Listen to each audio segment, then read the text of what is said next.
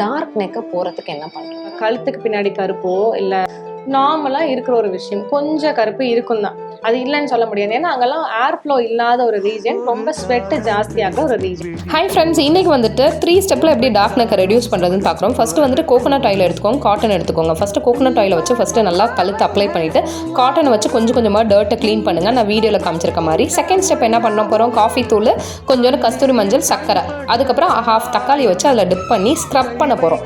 நெக்கை ஃபுல்லாக நல்லா ஸ்க்ரப் பண்ணிவிட்டு ஒரு 5 மினிட்ஸ் ஸ்க்ரப் பண்ணிட்டு அப்படியே 15 மினிட்ஸ் நெக்கில் அந்த பேக்கை போட்டு அப்புறம் நல்லா வந்துட்டு வாஷ் பண்ணிடுறோம். நெக்ஸ்ட் ஸ்டெப் என்ன பண்ண போகிறோம், அரிசி மாவு, கொஞ்சோண்டு வந்து பீட்ரூட் பவுடர் இருந்தால் பீட்ரூட் பவுடர், இல்லைனா ஜூஸ் எடுத்துக்கோங்க. ஜூஸ் எடுத்துகிட்டு அதில் ஹனி எடுத்துகிட்டு நல்லா மிக்ஸ் பண்ணி அதை ஃபஸ்ட்டு ஸ்க்ரப் மாதிரி நான் மசாஜ் பண்ணியிருக்கேன் பாருங்கள், அந்த மாதிரி ஸ்க்ரப் பண்ணிவிட்டு நெக்ஸ்ட் வந்து அதை ஒரு பேக்காக போட்டு ஒரு 1 hour கழிச்சு க்ளீன் பண்ணிங்கன்னா சூப்பராக இருக்கும் ரிசல்ட்டு. இதையும் நீங்கள் வந்து ரெகுலராக யூஸ் பண்ணும்போது தான் நல்ல ரிசல்ட் கிடைக்குங்க. வீக்லி ட்வைஸ் யூஸ் பண்ணுங்கள். இந்த மாதிரி ஹோம் ரெமெடிஸ்க்கு நம்ம சேனல் லைக், ஷேர், சப்ஸ்கிரைப் பண்ணிக்கோங்க. அப்படியே இந்த வீடியோவில் பை சொல்லிக்கிறேன், நெக்ஸ்ட் வீடியோவில் ஹை சொல்லிக்கிறேன்.